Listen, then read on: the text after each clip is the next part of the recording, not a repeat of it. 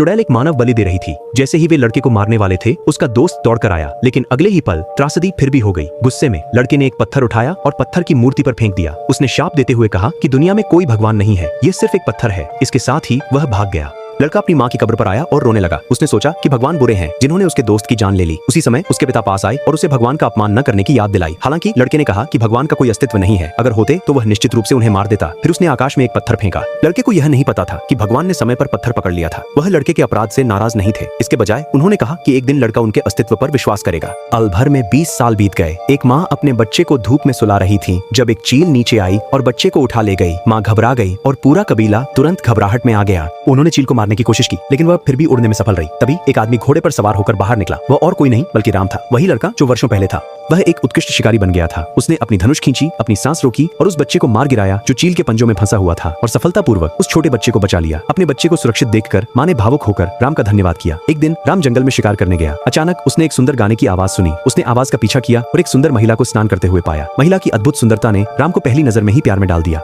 उसने कसम खाई कि वह उससे शादी करेगा। हालांकि जनजाति की एक प्राचीन नियम था, जिस लड़की से प्यार हो उसे शादी करने के लिए कई परीक्षाएं पास करनी होती थीं। जैसे ही राम परीक्षाओं की तैयारी कर रहे थे, जनजाति के प्रमुख ने उन्हें बताया कि बिना माता पिता के शिकारी को प्रतिस्पर्धा करने का कोई अधिकार नहीं है। लेकिन राम ने हार नहीं मानी। उन्होंने जनजाति की परंपरा को चुनौती दी और उस महिला को खोजकर अपने भाव प्रकट किए। फिर भी इस कार्य से महिला नाराज हो गई।